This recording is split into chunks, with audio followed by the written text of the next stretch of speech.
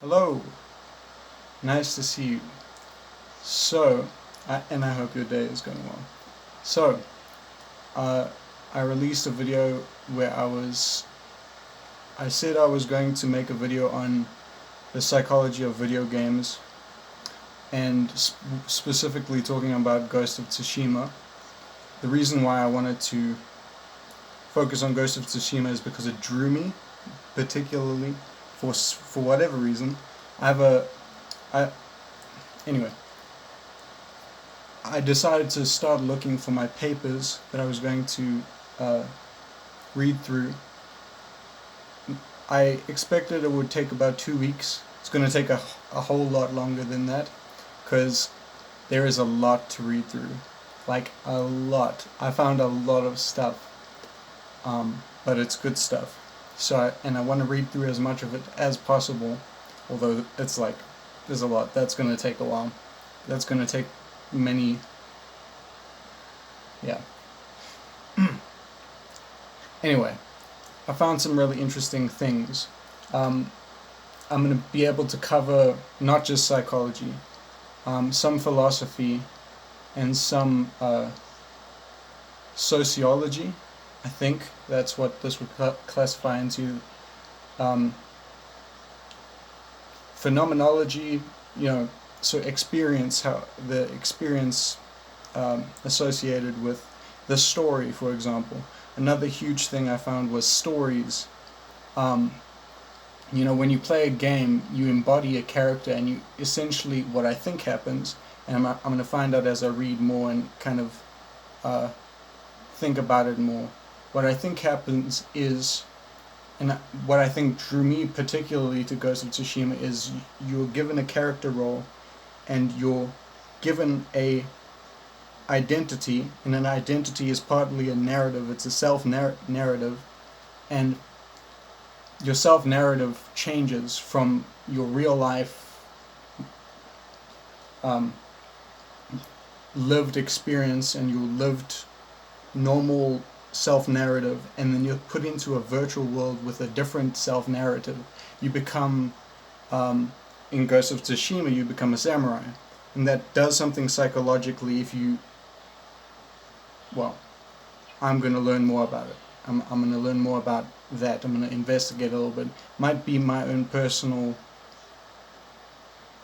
it might just be me, basically, because I can't guarantee that everybody has that experience. But I'm going to look into that.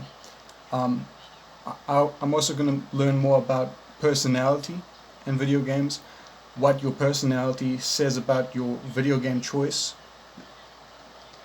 how your personality determines your video game choice to some extent, your play style, how you play games reflects your personality. That's also going to be interesting. I'm also going to be covering emotions.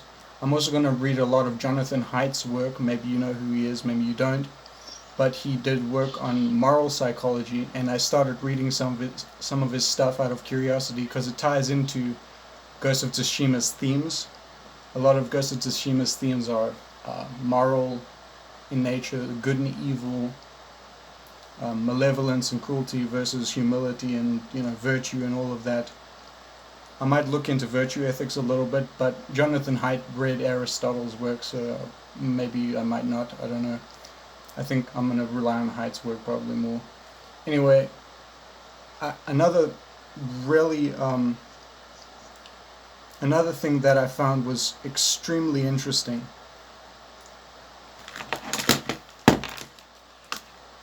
This is a controller.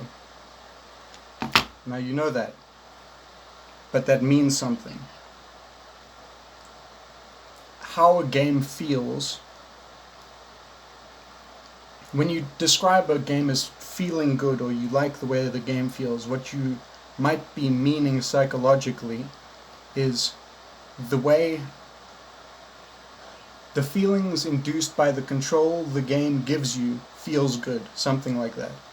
And I found this paper that covers the psychology of control, and I think it almost perfectly maps onto the video game context, because your behaviors can be influenced by your experience with having or not having control. And by the way, playing video games is a way to get back control if you feel like you haven't had control. They also, in that paper, I can't, by Rothbaum, Weiss, and Snyder, 1982, they have two categories of control, essentially. There's control of the world and control of the self, or adjusting the self to the world and adjusting the world to the self, something like that. And that plays out perfectly in a video game context, because the extent of control and what you're able to do in a video game is different from real life, because you have certain level of control of your character and the world around you. It's different, and you'll understand what I'm saying when I fully elaborate on that, when I record the video and I talk about that paper. But anyway, okay, this video's gone on for too long now. I'm also covering the effect that stories have in giving the video game a feeling of meaning, or giving what you're doing in the game a sense of meaning. That's the same as the self-narrative concept. Embodying a different identity. Anyway, so it's going to take a whole lot longer to make that video, because I'm going to need to do a lot more reading and do a lot more thinking, but it's going to be worth it, because there's a lot here, and there's a lot that is personally very interesting to me, and it might be interesting to you as well. It might even be helpful. If it is, then that would be good. I think the control paper that I just mentioned, something interesting is going to come out of that. Yeah. Anyway, thank you for watching. Have a good day.